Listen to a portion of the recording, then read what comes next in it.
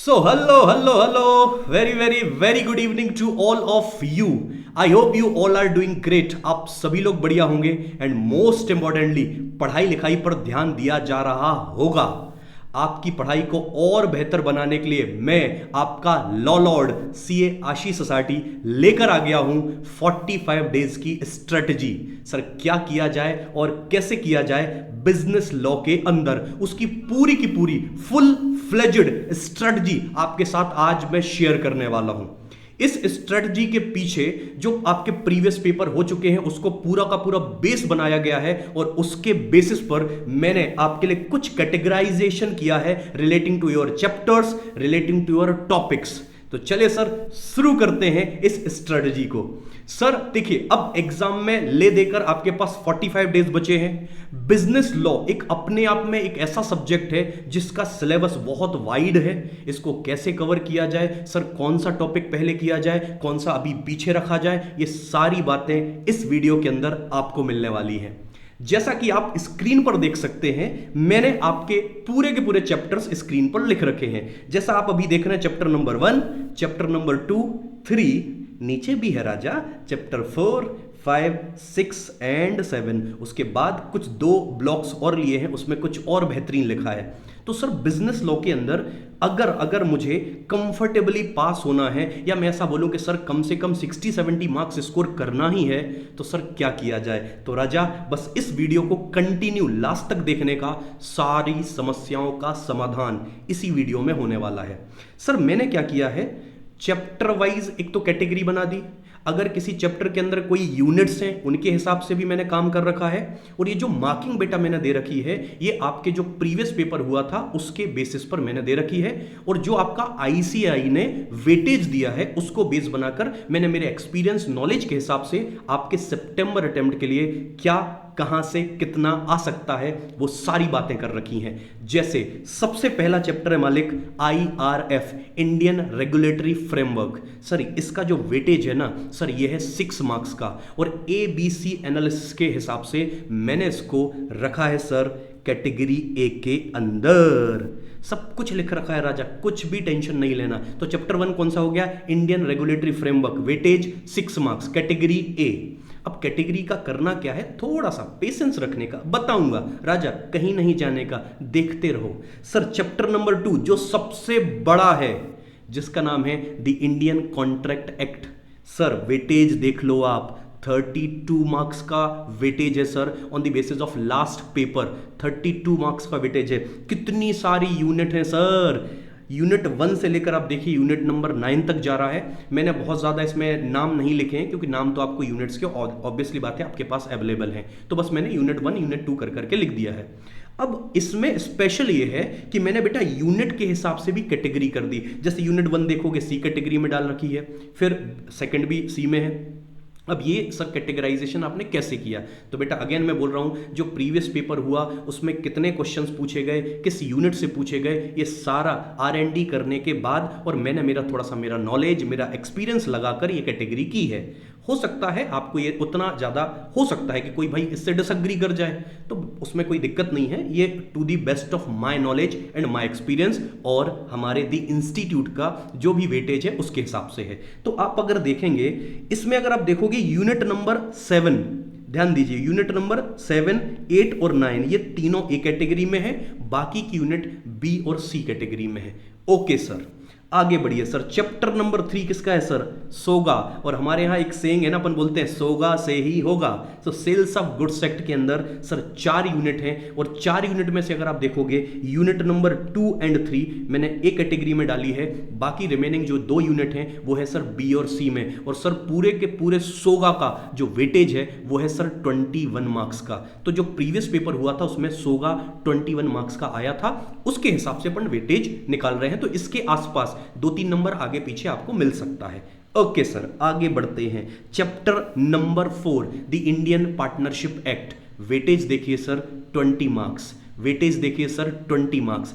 Unit number 2 जो है मालिक वो है सर आपका ए कैटेगरी का, और ए कैटेगरी के बाजू में भी कुछ लिखा है बेटा 10 मार्क्स। बोले तो सर अगर यूनिट 2 की बात करें तो केवल इसमें से 10 नंबर का आया था आपके प्रीवियस पेपर में। तो आप सोचो सर, तीनों यूनिट में टोटल मिलाकर 20 और अकेले सेकंड यूनिट जो है वो है 10 नंबर की, जो कि बेटा नाम क्या है, याद आ रहा है, relations of a partners.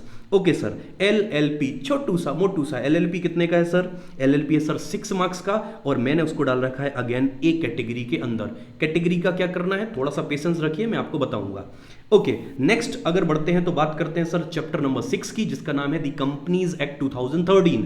Again मैंने रखा है सर ए कैटेगरी के अंदर, और वेटेज है सर 21 मार्क्स। आप सोच कर देखो सर, छोटा मोटा सा एक चैप्टर है, एलएलपी के कंपैरेटिवली थोड़ा बड़ा है, बट फिर भी ओवरऑल तो छोटा है, और आपको देकर जाएगा सर 21 मार्क्स। क्या बात है। और last but not the least, the negotiable instrument act. Sir again weightage की बात करेंगे तो 14 to 18 मार्क्स के बीच में वेरी करता है, मैंने मिनिमम साइड लिया है तो वो 14 मार्क्स है। कैटेगरी अगर आप देखोगे तो ए कैटेगरी है बेटा, कैटेगरी आप देखोगे तो ए कैटेगरी है। अब जल्दी से बेटा कैलकुलेटर उठाओ, जल्दी से कैलकुलेटर उठाओ, और जितना ए कैटेगरी है ना बेटा उसको ऐड करो। सर सबसे पहले आप जोड़िए सर, मैं आपके लिए लिख भी देता हूं, ए कैटेगरी वाले चैप्टर का मैं वेटेज लिखूं तो सर 14, कौन सा सर? नेगोशिएबल। फिर आइए सर ऊपर companies act, again A category, कितना मार्क्स है सर? 21 मार्क्स। कैलकुलेटर चलाते जाओ बेटा, इसके बाद आपको ये डेटा देख के ही मजा आ जाएगा। 21 मार्क्स। ओके सर, आगे बोलिए सर। एलएलपी 6 मार्क्स, तो एलएलपी के जोड़ देता हूं सर 6 मार्क्स, प्लस सारा मैं ए कैटेगरी ले रहा हूं बेटा। अगर पार्टनरशिप के अंदर देखोगे तो यूनिट नंबर 2 दिख रहा है, ए कैटेगरी और 10 मार्क्स, तो सर इसके लिखिए 10 मार्क्स। बेटा जोड़ते चलो, बेटा जोड़ते चलो, जोड़ते चलो। ओके सर, आगे आइए। अगर आप सोगा में देखोगे तो यूनिट नंबर 2 और यूनिट नंबर 3 दोनों ए कैटेगरी के हैं। Unit number 2 8 number, unit number 2 9 number, तो आप जोड़ लीजिए सर, +8 + 9 +8 + 9। ओके सर, आगे बताइए, आगे भी बता रहे बेटा। अब देखो sir, the Indian contract act की जो पीछे की ये 3 यूनिट है ना राजा, ये वाली देखो, यूनिट नंबर 7 8 और 9 तीनों ए कैटेगरी की है, और तीनों के मार्क्स भी बाजू में लिखे हुए हैं 6 6 7। तो लिख देने का बेटा, लिख देने का 6 6 7 6 6 एंड 7। क्या बात है सर। सर और कुछ भी बचा है क्या? हाँ राजा, Indian regulatory framework A category, marks है बेटा 6। अब जल्दी से बेटा, मैं टाइम दे रहा हूं तुम्हें 2-4 सेकंड का टाइम दे रहा हूं कैलकुलेटर चलाने का और कैलकुलेटर पर निकालने का कि सर टोटल कितने हुए। मैं सही बताऊं, अभी तक मैंने भी नहीं निकाला, तो मैं आपके लिए, चलिए कैलकुलेटर साथ में कर लेते हैं, साथ में कर लेते हैं, क्योंकि मैंने ये सोचा था ना साथ में करेंगे। चलो सर, 14 + 21 + 6 + 10 + 8 + 9 + 6 + 6 + 7 और प्लस अगेन 6। आप सोच कर देखो सर, मोस्ट प्रोबेबली आपका 90 मार्क्स के लगभग हो गया है ये पेपर। आप देख लो सर, मोस्ट प्रोबेबली आपका 90 के लगभग हो गया है पेपर ये बनकर तैयार। टोटल पेपर आपको पता है ना 120 मार्क्स का आता है, ये मत सोचना 100 का आता है, 120 का आता है, जिसमें से आपको क्या करना है, कितना करना है, 100 का करना है। अरे करेक्ट ना? जल्दी से देख लो सर, जल्दी से देख लो, सही जोड़ा ना मैंने, सही जोड़ा ना मैंने, जल्दी से देख लो, बिल्कुल सही जोड़ा सर। तो 90 मार्क्स के लगभग बेटा सोच कर देखो, ये केवल और केवल आपका बेटा हो गया है एक कैटेगरी वाला मामला। तो आप सोचो सर, आपकी प्रिपरेशन किस तरीके से हेड ऑन करनी चाहिए, ये बहुत बहुत इंपॉर्टेंट है सर। ओके सर, अब आगे आ जाते हैं। अगर मैं ओवरऑल आपको पूरे पेपर की बात करूं ना, तो जो बेटा केस स्टडी आती है वो 56 मार्क्स की आती है, जो थ्योरेटिकल आता है वो 64 का आता है, और इस तरीके से जो टोटल पेपर है वो 120 मार्क्स का आता है। अब मैं आपको इवन ये तक भी बताऊंगा बेटा अगले वीडियो के अंदर कि जो पेपर आता है ना, उसमें कौन सा क्वेश्चन कहां से आता है, कौन सा क्वेश्चन केस स्टडी बेस्ड आता है और कौन सा थ्योरेटिकल आता है। उसके लिए अगली वीडियो अलग अलग करेंगे ना, तो चीजें ज्यादा क्लियर रहेंगी।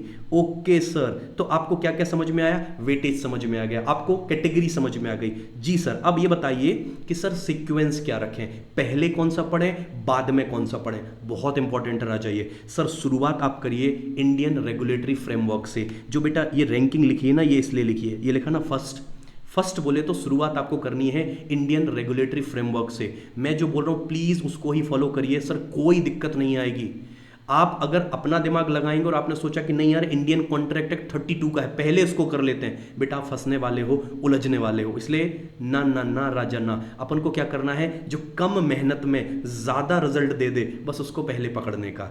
ओके सर, समझ गए आपकी स्कीम, समझ गए ना? हाँ तो आ जाओ जल्दी से। पहला क्या करने का सर, फर्स्ट पे क्या करोगे बेटा, फर्स्ट पर आप करोगे इंडियन रेगुलेटरी फ्रेमवर्क, ठीक है सर। सेकंड बताइए, सेकंड पर बेटा एलएलपी करने का, सेकंड पर एलएलपी करने का, जी सर। थर्ड पर क्या करने का, थर्ड पर क्या करने का, आइए बेटा बता देते, थर्ड पर भी क्या करने का। ओके सर, थर्ड पर ये रहा बेटा, थर्ड पर करने का नेगोशिएबल इंस्ट्रूमेंट एक्ट, थर्ड पर आएगा नेगोशिएबल। फोर्थ पर क्या करने का, फोर्थ पर बेटा कंपनी करने का, जी सर। फिर फिफ्थ पर क्या करना बेटा, सुनिए, फिफ्थ पर करना है unit number 9 of the Indian contract act. Six पर करेंगे सर यूनिट नंबर 8, 7 पर करेंगे यूनिट नंबर 7। आप सोचो मैं कहां से कहां ले गए आपको, मतलब सर हम देख रहे हैं वेटेज किसका ज्यादा है, sir optimum utilization of resources, बोले तो सर कम से कम इनपुट में ज्यादा से ज्यादा आउटपुट निकालने की कोशिश की जा रही है। ओके सर, अब ए कैटेगरी के बाद ये सारा ए कैटेगरी कवर हो गया। अब ए कैटेगरी के बाद बेटा आप शिफ्ट हो जाइए बी कैटेगरी पर। लाइक आप इनको ध्यान दीजिए, लाइक इसको ध्यान दे दीजिए, और इसको तो आप अपने हिसाब से सीक्वेंस कर सकते हैं, उसमें कोई प्रॉब्लम नहीं है। अब आपके मन में एक क्वेश्चन आ रहा है, मैं आपके क्वेश्चन समझ रहा हूं कि सर आप मुझे ये बताइए कि अगर अभी तक मैंने कुछ भी ना पढ़ा हो तो क्या ये वर्क करेगा क्या? The answer is yes sir. कैसे? क्योंकि देखो मैंने क्या लिखा ऊपर, क्या और कैसे, तो क्या तो बता दिया, अब कैसे। राजा सुनो, आपको कुछ नहीं करना है। अगर अभी तक आपने प्रिपरेशन नहीं चालू की है या नहीं हुई है बेटा, हमारे इस चैनल पर मैंने अभी तक जितना भी आपको पढ़ा दिया है आप उसको एक बार प्रॉपर तरीके से रिवाइज कर लीजिए, उन वीडियोस को देख लीजिए। सर वो फुल फ्लेजेड डिटेल्ड में वीडियो है, कोई टेंशन नहीं है। दूसरा, हमारा जो टाइम टेबल है उसमें मैं 10:30 मॉर्निंग में डेली आता हूं बेटा लाइव क्लास लेने के लिए। उसमें अभी हम नेगोशिएबल इंस्ट्रूमेंट एक्ट पढ़ रहे हैं सर, वहां से आप मुझे साथ में चलिए, मेरे साथ में चलिए सर। जो साथ में लाइव कराऊं वो लाइव करिए, जो रिकॉर्डेड पीछे छूट गया है उसको कवर कर लीजिए। राजा अभी भी पॉसिबल है, हम अभी भी सितंबर अटेम्प्ट क्लियर कर सकते हैं। ओके सर, समझे क्या? Okay sir. सर इसके अलावा क्या करना है सर, सोच कर देखो। मोस्ट मोस्ट मोस्ट ज़्यादा लिख नहीं सकता था इसलिए मैंने छोड़ दिया, इंपॉर्टेंट सर सबसे ज़्यादा ज़रूरी है writing practice. Sir writing practice कहाँ से करूँ, क्या करूँ, कैसे करूँ? बेटा मैं बैठा हूँ ना, आपका लॉ लॉर्ड अभी है जिंदा, तो सर मैंने आपको दिया है लॉ का डाइट प्लान। सर क्या है ये लॉ का डाइट प्लान? बेटा डाइट प्लान का मतलब होता है जैसे अपन जिम जाते हैं ना तो डाइट प्लान फॉलो करते हैं, वैसे ही लॉ का भी बेटा हमने बॉडी बनानी है। लॉ में बॉडी मतलब अच्छे मार्क्स लाने, बेटा इसका डाइट प्लान है। डाइट प्लान ये बोलता है आपको डेली बेसिस पर सर एटलीस्ट 3 क्वेश्चंस लिख कर देखने हैं, डेली बेसिस पर 3 क्वेश्चंस लिख कर देखने। सर ये क्वेश्चन कहाँ मिलेंगे? बेटा हमारा टेलीग्राम चैनल ज्वाइन करने का, मैं डेली बेसिस पर 3 क्वेश्चन तो भेजता ही हूँ, उन तीनों क्वेश्चन को लिखने का। सर हमें कैसे पता चलेगा कि जो हमने लिखा वो सही लिखा? बेटा उसके लिए भी हम अवेलेबल हैं।